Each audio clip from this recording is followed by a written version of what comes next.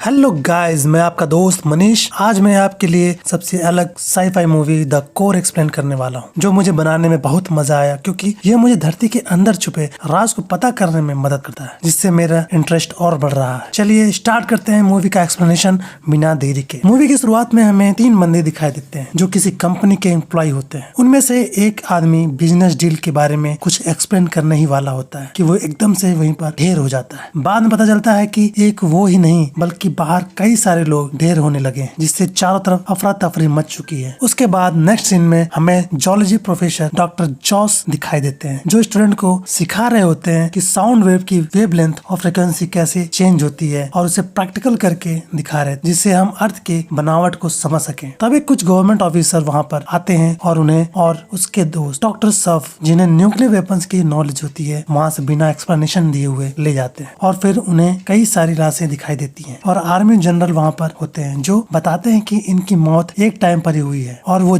उनसे जानना चाहते हैं कि ये कहीं न्यूक्लियर वेपन अटैक के कारण तो नहीं हुआ है। जॉस तुरंत पता कर लेता है कि सभी की मौत इलेक्ट्रोमैग्नेटिक पल्स के कारण हुई, क्योंकि सभी के शरीर में पेसमेकर प्लांटेड है। इससे इसके पीछे कोई वेपन्स नहीं हो सकता था। पावरफुल ईएम जनरेट करने के लिए इंसान के पास उतना एनर्जी मौजूद नहीं होता। कर्नल को बस इतना ही जानना था, इसलिए वो ये टॉपिक वहीं डिसमिस कर देते हैं और जॉस उन्हें इसके तह तक पहुंचने का सुझाव देते हैं। लेकिन जनरल ये सुनने को तैयार नहीं होता। आखिर क्यों, ये हमें आगे पता चलेगा। जॉस का परेशान होना सही होता है, क्योंकि इस बार लाखों की बर्ड्स अटैक की घटना सभी देशों में घटने लगती है। जॉस इस घटना को पीछे घटना से लिंक करने में सफल हो जाता है, क्योंकि बर्ड्स माइग्रेट करने के लिए धरती की मैग्नेटिक फील्ड का प्रयोग करते हैं। ये सेम घटना स्पेस शटल एंडेवर के साथ भी घटता है, जब वो धरती पर री एंट्री के लिए बढ़ रहा होता है, जिसके कारण स्पेस शटल सिटी में क्रैश करने वाला ही होता है। पर होनहार बैक किसी तरह रिवर पर इमरजेंसी लैंडिंग करके सभी को भयानक दुर्घटना से बचा लेती है। वहीं पर जॉस जब सारी रिसेंट घटना जैसे बर्ड्स माइग्रेशन, प्लेन घटना की स्टडी के बाद जब वो धरती के ईएम वेव्स के 3D मॉडल को प्रिंट करके एनालाइज करता है, तब उसे इंसान के इतिहास का सबसे भयानक सपना घटने का संकेत मिलता है। ये वो तुरंत फेमस डॉक्टर कॉनराड चम्स्की से ये बात शेयर करता है, जिसके समझने के बाद जॉस के जाने के बाद वो कोई टॉप सीक्रेट डॉक्यूमेंट लॉकर से निकालते हैं। वहीं अब रात में कलरफुल फ्लैग नजर आने लगते हैं। सभी इस बात से बेखबर कि ये आने वाली आपदा का साइन है। इस तरह जेम्स की समस्या की गंभीरता को समझने के लिए तुरंत हाई गवर्नमेंट ऑफिसर के साथ टॉप सीक्रेट मीटिंग सेटअप करता है, जिसे जॉस लीड करता है, सिंस ये उसकी फाइंडिंग्स थी। जॉस ये जानकारी देता है कि धरती का ओजोन लेयर, जो सूरज के अल्ट्रावायलेट रेज और खतरनाक किरणों से बचाता है, वो अब नष्ट हो रहा है। उसके पीछे का कारण समझता है कि धरती का inner core trillions and trillions tons of iron surrounded by outer core liquid, जो कॉन्स्टेंटली एक डायरेक्शन में घूमता रहता है। यही वो स्पिनिंग लिक्विड आउटर कोर है, जिसके मदद से धरती का ईएम जनरेट होता है। और अब ये लिक्विड घूमना बंद हो गया है। इसके कारण कुछ महीनों के अंदर पहले तो आसमान से प्लेन गिरने लगेंगे, फिर सारे इलेक्ट्रोमैग्नेटिक डिवाइसेस या इलेक्ट्रॉनिक डिवाइसेस एक्सप्लोड होने लगेंगे। फिर देखते ही देखते शहर मूसलाधार तूफान के चपेट में आ जाएगा और अंत में धरती कुछ इस तरह से भस्म हो जाएगी। पर ऐसा क्यों हो रहा है, कोई सुराग नहीं है। वही इसे फिक्स करना नामुमकिन है, क्योंकि इंसान अभी तक धरती के 11 किलोमीटर तक ही पहुंच सका है। वहीं वह कोर मंगल ग्रह की बराबर 3000 किलोमीटर नीचे 1500 किलोमीटर थिकनेस के नीचे दबा है, जिसका तापमान 5000 डिग्री सेंटीग्रेड से भी अधिक है। जाहिर तौर पर सबको ये जानने के बाद पसीना छूटने लगता है और तभी जिम्स्की को पुराने दोस्त और साइंटिस्ट ब्राइज की याद आती है, जिसके पास उसके समस्या का हल हो सकता है। उनसे मिलने पर उन्हें एक खुशखबरी मिलती है कि वो एक ऐसा डिवाइस बनाने में सफल रहा है जो हाई फ्रिक्वेंसी सोनिक वेव्स की मदद से किसी भी वस्तु को धूल में बदल सकता है, जो कि सेम टेक्नोलॉजी है मेडिकल में, जो किडनी स्टोन्स को ब्रेक करने के लिए यूज किया जाता है। उसने यूनोटेनियम नाम का स्ट्रॉन्गेस्ट एलिमेंट भी डिस्कवर किया है, जो किसी भी तरह के प्रेशर को और हीट को झेल सकता है। इस एलिमेंट की खास बात यह है कि जितना ज्यादा प्रेशर और हीट इस पर पड़ेगा, ये उतना ही ज्यादा मजबूत बनेगा। इसमें एलिमेंट से सिर्फ बनाना परफेक्ट होगा। धरती के ट्रेमेंडस प्रेशर और कोर की हीट को झेलने के लिए अब इससे बेहतर चारा नहीं है और उनके पास समय की भी कमी है। इसलिए गवर्नमेंट इसे हर तरह से फाइनेंस, रिसोर्स और मैन पावर प्रोवाइड करते हैं प्रोटोटाइप को एक्चुअल शिप में बदलने के लिए। और फिर देखते ही देखते ये लोकेशन एक टॉप सीक्रेट मिशन बन जाता है, जहाँ एस्ट्रोनॉट बॉब और कमांडर के साथ एक एक्सपर्ट हैकर फिंच को भी हायर करते हैं, क्योंकि यूएस गवर्नमेंट नहीं चाहता कि ये खबर किसी को भी पता चले। इसलिए फिंच का काम इंटरनेट पर मौजूद मौजूद इससे रिलेटेड पोस्ट को डिटेक्ट करके डिलीट करना है। अब उसके बाद बॉब वो शिप बनाने में सफल हो जाता है जिसमें धरती के सेंटर में पहुंचने की क्षमता है, जो न्यूक्लियर पावर, और उसके फ्रंट पर वही अल्ट्रासोनिक डिवाइस माउंट किया जाता है जिसकी मदद से वर्जिल धरती को फाड़ते हुए आगे बढ़ेगा। और जॉस सोनार डिवाइस डेवलप करता है जो रॉक्स के थ्रू नेविगेट करने में मदद करेगा। पूरे शिप को 6 कंपार्टमेंट में बनाया जाता है जिससे अगर कोई पार्ट खराब हो तो उसे इजेक्ट किया जा सके। प्लान के मुताबिक वर्जिल हजारों mega ton nuclear heads core में ड्रॉप करेगा जिसके एक्सप्लोजन होते ही होपफुली कोर रोटेट करने लगेगा। ये सीपीआर टेक्निक की तरह है जहाँ पर धरती को एक पेशेंट की तरह जोर का झटका दिया जाएगा होश में आने के लिए। पर उसी दौरान जनरल और जिम्स्की किसी डेस्टिनी प्रोजेक्ट पर बहस करने लगे हैं। इससे पहले हम देखते हैं कि धरती पर जगह जहाँ पर विनाश स्टार्ट हो चुका है। कुछ जगह पर बिजली के झटके से सब नष्ट होने लगता है, इसलिए अब वो ज्यादा टाइम वेस्ट नहीं करना चाहते और मिशन पर निकल जाते हैं। जैसे ही वर्जिल अंदर एंटर करता है, समुद्र के अंदर कई सारे वेल्स दिखाई देते हैं। धरती के क्रस्ट में एंटर करने के लिए जिम्स्की ने धरती का सबसे गहरा मैरियाना ट्रेंच चूज किया क्योंकि यहाँ की परत सबसे पतली है। तभी से भूकंप के घेरे में फंस जाता है। उसके बाद वो क्रस्ट में एंट्री करते हैं जिसमें सोनार रेज रॉक को चीरते हुए आगे बढ़ता है। कुछ देर बाद सिर्फ मेटल लेयर में एंट्री करता है जो कि लगभग 3 किलोमीटर थिक और सेमी सॉलिड लेयर होती है। लेकिन 12 घंटे की जर्नी के बाद उन्हें सोनार पर अजीब डार्क स्पॉट नजर आता है। जॉस रियलाइज करता है कि सोनार पर डार्क स्पॉट का मतलब यह है कि वो एरिया पूरा खोखला है और वर्जिल को डिजाइन नहीं किया गया है किसी भी खाली स्पेस पर ग्लाइड और फ्लाई करने के लिए। और देखते ही देखते वो किसी ब्लैंक स्पेस क्रिस्टल की दुनिया में क्रैश हो जाता है। सभी बच तो जाते हैं लेकिन एक बड़ा सा क्रिस्टल उनके लेजर में जाम हो जाता है। अब उनके पास और कोई चारा नहीं होता बाहर निकलने के सिवाय। इम्पेलर के सिरे से निकलने के लिए उन्हें नाइट्रोजन की जरूरत पड़ती है क्योंकि ये पार्ट बहुत ही हीटेड होता है। फिर हम देखते हैं कि जिस जगह से शिप एंटर किया था वहाँ से मोल्टन लावा वहाँ पर घुसने लगा है। वो सारे क्रिस्टल किसी तरह हटा लेते हैं लेकिन एक क्रिस्टल इवोशन को जा लगता है जिससे वो खोलते लावा में गिर पड़ता है। उनके पास शोक मनाने का समय नहीं है इसलिए वो इंजन स्टार्ट करके लावा के अंदर से आगे बढ़ते हैं। अब 2 दिन के बाद वो आउटर कोर के पास पहुंचने वाले होते हैं इसलिए कुछ मेंबर न्यूक्लियर को एक्टिव करने जाते हैं। तभी बैक का आमना सामना आइलैंड के साइज का डायमंड के साथ होता है। वो कैसे तो वर्जिल को बचाते हुए निकल जाती है और आखिर में एक विशाल डायमंड लास्ट के कंपार्टमेंट से टकरा जाता है जिसके कारण सिस्टम ऑटोमेटिकली ट्रिगर हो जाता है डैमेज कंपार्टमेंट को इजेक्ट करने के लिए। इससे पहले कि और नुकसान पहुंचे दोनों फिर तुरंत भागते हैं लेकिन सर्च को रियलाइज होता है कि न्यूक्लियर कंट्रोल यूनिट पीछे छूट गया है जिसके बिना ये मिशन फेल हो जाएगा। इसलिए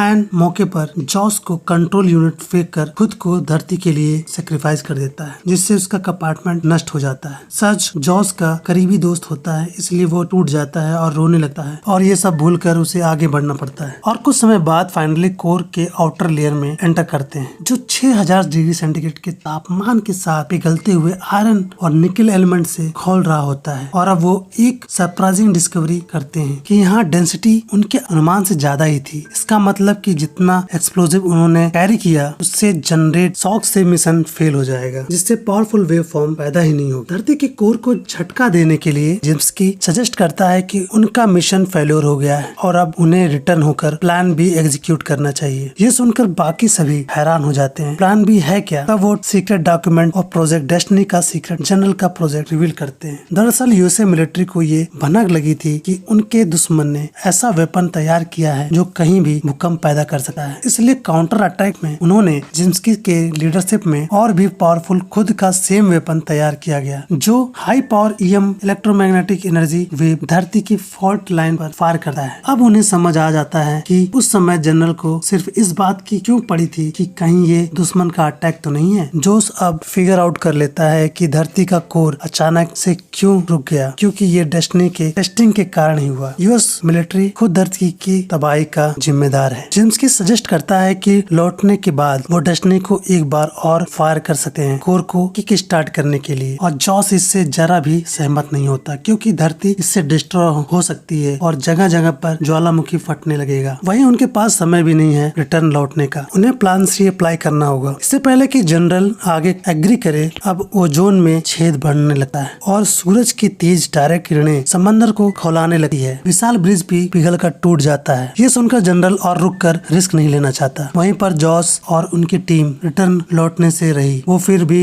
डेस्टिनी को फायर करने का ऑर्डर देते हैं, चाहे उससे जनरेट पावरफुल शॉक वेव में उनकी जान क्यों ना चली जाए, क्योंकि उनके पास और कोई चारा भी नहीं है। अब और भी कम टाइम होता है, इसलिए जॉस सबसे पहले हैकर फिंच को सीक्रेटली कांटेक्ट करके उसे जनरल को हॉल्ट करने की विनती करता है। और अब फिंच अपने हाथों की मैजिक पर लग जाता है। वो यूएस के सारे डाटाबेस को हैक करके प्रोजेक्ट डेस्टिनी के कंट्रोल सिस्टम के सर्च में लग जाता है। वहीं इस तरह जॉस समस्या का हल पता करने में लग जाता है। अंत में जिम्स्की ही हल निकालता है कि एक बिग बैंग एक्सप्लोजन के बजाय वह न्यूक्लियर एक्सप्लोजन को स्प्लिट करके उन्हें एक पैटर्न में एक्सप्लोड करके इफेक्ट पैदा कर सकते हैं, जिससे लार्ज वेव फॉर्म जनरेट होगा कोर को किक स्टार्ट करने के लिए। और इसके लिए उन्हें न्यूक्लियर वॉर हेड को बांट कर हर कंपार्टमेंट में रखकर सारे कंपार्टमेंट को 1 बाय 1 इजेक्ट करना होगा। पर मुसीबत ये है, कंपार्टमेंट को मैनुअल इजेक्ट नहीं किया जा सकता। सिस्टम सिर्फ कोई इमरजेंसी बीच होने पर ऑटोमेटिकली इजेक्ट करता है, इसलिए इजेक्ट सिस्टम को मैनुअली ओवरराइड करना होगा, जो कि भभकते इम्पेलर सेक्शन में मौजूद है, जो 9000 डिग्री सेंटीग्रेड हॉट है। उनका सूट सिर्फ half of the temperature handle कर सकता है। उधर पहले नाइट्रोजन यूज करने के बाद उनके पास एनफ नाइट्रोजन नहीं है। इम्पेलर को फिर से टूल करने का कोई और रास्ता ना होने पर हिम्मत दिखाते हुए बैस मिशन के लिए अपनी जान देने का तय करता है। फिर बैस इम्पेलर में एंटर करता है। गर्मी इतनी ज्यादा होती है कि उसका औजार कुछ ही समय में मेल्ट हो जाता है, उसके जूते भी पिघलने लगते हैं। वहीं दूसरी तरफ डेस्टिनी फायर ही होने वाला होता है और फिंच पूरी जान लगा देता है कंट्रोल पैनल को कंट्रोल पाने के लिए। आखिर में डेस्टिनी फायर होने ही वाला होता है कि फाइनली फिंच उसका कंट्रोल सिस्टम को हैक करके उनके पूरे पावर सप्लाई को कहीं और डाइवर्ट करने में सफल हो जाता है। यहाँ बास गर्मी सहन करके सिस्टम को ओवरराइड करने में सफल हो जाता है और अंत में तेज गर्मी में शहीद हो जाता है। वहीं अब वो लोग न्यूक्लियर को हर कंपार्टमेंट पर रखकर इजेक्ट करने लगते हैं और आखिरी 2 बचने के बाद उन्हें यह रियलाइज होता है कि उनके पास अब भी एनफ एक्सप्लोजिव नहीं है रिपील इफेक्ट ट्रिगर करने के लिए। इससे पहले कि दोनों मिलकर कोई सोल्यूशन निकालते, एक झटका सा लगता है जिससे जिम्स्की न्यूक्लियर वार हेड्स में दब जाता है और उनके बैग के साथ कनेक्शन भी टूट जाता है। अब बैग डिपार्टमेंट इजेक्ट करने वाली ही होती है। जिम्स्की खुद को बचाने के लिए विनती करता है। जॉस के पास भी कोई चारा नहीं, इसलिए उसे उसकी बात माननी पड़ती है। पर मरते मरते भी जिम्स्की एक ब्रिलियंट प्लान शेयर करके जाता है कि वो आखिरी एक्सप्लोजिव की स्ट्रेंथ को बढ़ाने के लिए वर्जिल के फ्यूल का भी यूज कर सकता है। और इसका मतलब ये भी है कि वर्जिल अपना पावर सप्लाई खो देगा और जॉस को वैसा ही करना पड़ता है और सही समय पर बर्निंग न्यूक्लियर फ्यूल रॉड को वॉर हेड के बगल में रखकर कंपार्टमेंट को इजेक्ट कर देता है। और तब दोनों के पास रिटर्न लौटने के लिए पावर सप्लाई नहीं होता है, इसलिए बस अपने मरने का इंतजार कर रहे होते हैं। पर तभी जॉस को एक और ब्रिलियंट आइडिया सुझाता है कि वर्जिल का कवच यूनोटेनियम से बना है, जिसे हीट और प्रेशर से मिलता है। इसलिए वो वर्जिल के कवच को एज अ सोलर पैनल की तरह भी रिकॉन्फ़िगर करता है, जिससे पूरे शिप को एनफ एनर्जी मिलेगी यहाँ से निकलने के लिए। अब जैसे ही सारे न्यूक्लियर हेड्स एक एक करके पैटर्न में एक्सप्लोड होते हैं, उनके मैसिव एक्सप्लोजन से वर्जिल को सुपर बूस्ट मिलता है। वहीं सबसे बड़ी सफलता पावरफुल रिपील इफेक्ट के कारण धरती का कोर फिर से रोटेट करने लगता है, जिससे ओजोन लेयर और सभी जगह के हील होने का झटका भी महसूस होने लगता है। वहीं अब उन्हें शिप की स्पीड इतनी तेज हो जाती है कि वो कुछ ही मिनट में धरती को फाड़ते हुए निकलने वाले होते हैं। पर क्योंकि उनके शिप को सप्लाई धरती की हीट और प्रेशर से मिल रहा था, समंदर से बाहर निकलते ही शिप का पावर खो बैठता है और उनका कनेक्शन कंट्रोल रूम से टूट जाता है और अब वो बस समंदर के किसी गहरे सतह पर फंस जाते हैं। और जॉस इतनी आसानी से मरने वाला नहीं होता है, क्योंकि कुछ घंटे बाद रेस्क्यू टीम को कई वेल्स स्विमिंग और एक जगह मंडराते नजर आते हैं। वो इसलिए कि जॉस ने बैकअप पावर से सोनार का प्रयोग किया, जिससे पिछली बार की तरह वेल्स शिप के इर्द गिर्द मूव करने लगे और रेस्क्यू टीम को समझ आ गया कि शिप कहाँ लोकेट है। इससे दोनों भी बच जाते हैं। अब मूवी के आखिर में फिंच वही टॉप सीक्रेट डॉक्यूमेंट लिए किसी अननोन कैफे को हैक करके पूरे वर्ल्ड में प्रोजेक्ट डेस्टिनी का खुलासा कर देता है, जिससे यूएस मिलिट्री पर उंगलियां उठने लगती हैं और अंत में उन्हें प्रोजेक्ट डेस्टिनी बंद करना पड़ जाता है। फिंच उन सारे साइलेंट हीरोज के बारे में भी दुनिया को उजागर करता है ताकि उनका बलिदान धरती के लिए खाली ना जाए। अगर आपको हमारा एक्सप्लेनेशन अच्छा लगा हो तो दोस्तों हमारे चैनल को सब्सक्राइब करें और लाइक बटन को प्रेस करें, जिससे मैं आपके लिए ऐसे ही इंटरेस्टिंग मूवी का एक्सप्लेनेशन ला सकूं। आज के लिए बस इतना ही, फिर मिलते हैं नेक्स्ट मूवी के एक्सप्लेनेशन में। जय हिंद।